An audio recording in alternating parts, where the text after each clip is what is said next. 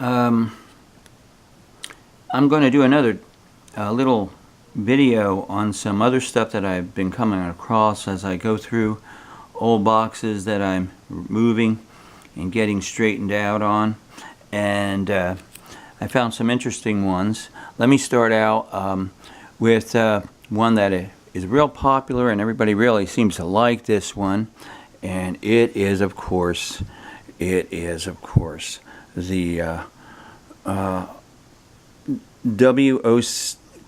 WQC Wise Hearts Pine Tree Bitters, Pine Tree Cordial actually, and this one is pretty good condition. It's very clean.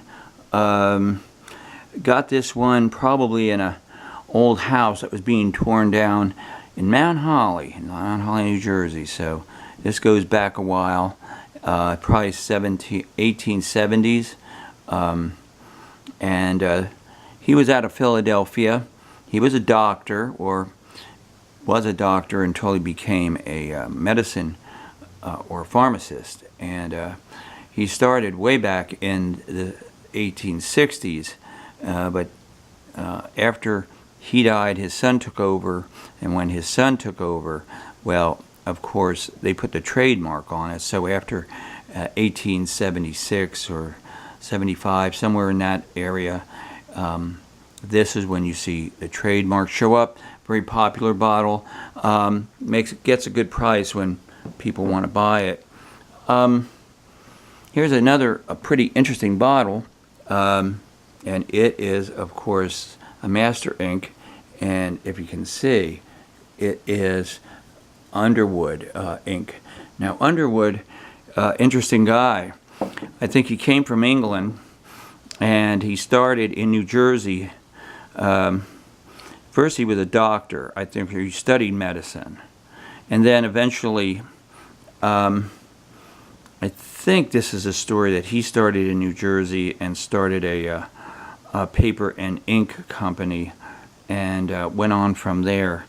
Philadelphia is where I think they come from.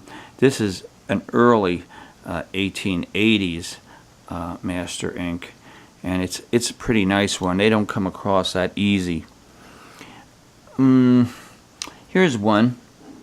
It's one of the machine-made bottles of this group, and it is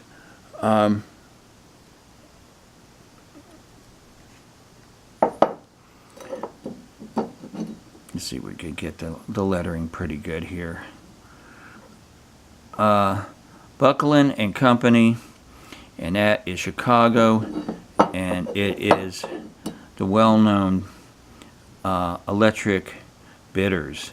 Now this is a machine-made bottle, a very early machine-made, and he started out in Chicago, and what's he famous for? His company is really the most popular of these products that Buckland made was Dr. King's New Discovery. So you'll find those bottles quite often.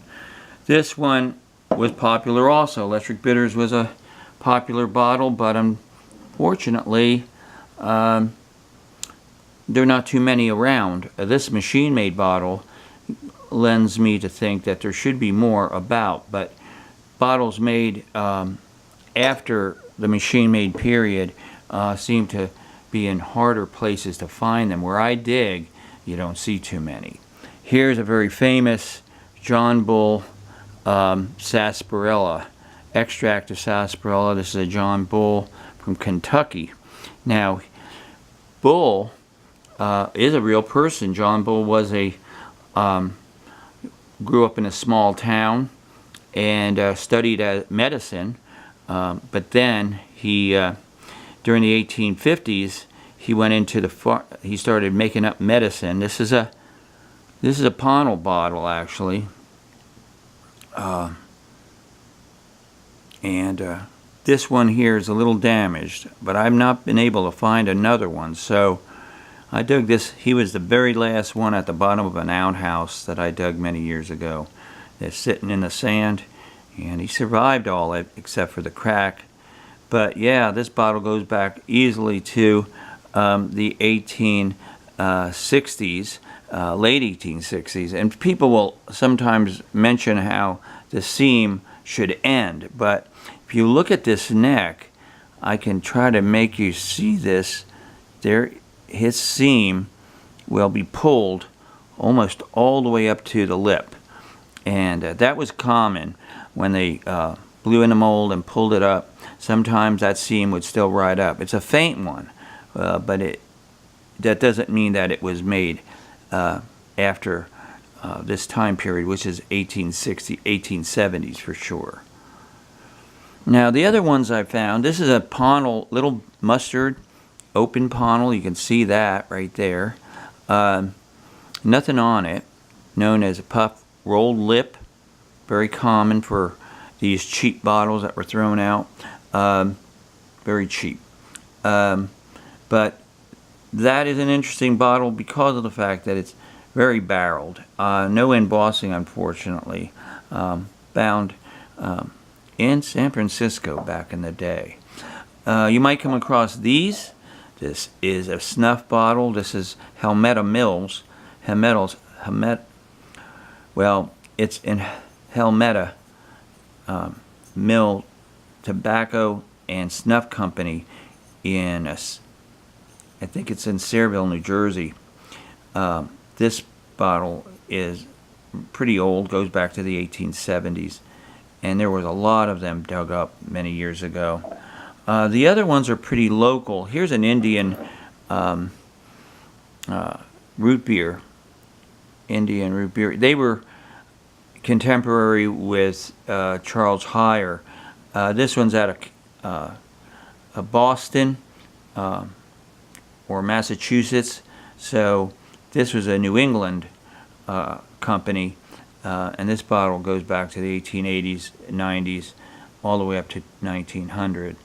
And it's one that is fairly common, but they don't come up as often. I've talked to people who dug these things up, and these are just cruets.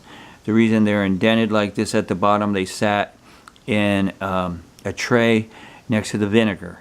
This is oil and vinegar, and it had probably a fancy stopper.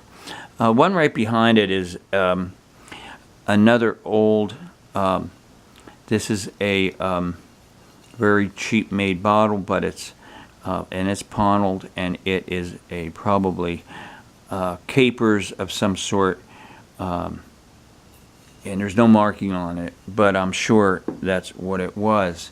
Everything else, this is an interesting one. Lakewood, New Jersey, apothecary. Now apothecaries don't usually are this big. They're rare when they're in this size, but By was a very, Charles By was a very prolific guy in Lakewood and in other towns in the area, but this is one that I dug up that I was pretty happy to find back in the day when I was living in New Jersey, along with this guy who is Taylor. And what's interesting about this apothecary is it is paneled all the way around. There's a paneling, and of course Whitehall Tantum was a company that made these bottles for these companies, and they were just down there in down in South Jersey. And this one is a pretty neat one, considering the fact that it has panels going all the way around it. And I don't know, last but not least, I guess, is this one. This is a Cranberry, New Jersey, and it is a very rare bottle, actually. Sullivan and Company was a bulbous neck, pretty early, 1880s, 70s actually, and this guy was only in business for a couple of years, but he put out a lot of bottles, and that was the most popular. So there you have it. Oh yeah, one more bottle here, and that is the S.S. Stafford's ink, Master Ink. That's this one comes. This is a real early one, 1880s, but you'll see a lot of these in machine made. They were fairly prolific, and they're also pretty cool. I have another bottle I found in a building once, and I don't know much about this one. It's a perfume. As you can see, it is has a really nice top, and when you find these, you don't usually find them in this condition. If you're digging them, they don't survive very well. So there you have it, another bunch of bottles that I dug up many years ago, and hope you enjoyed seeing them. Thanks again.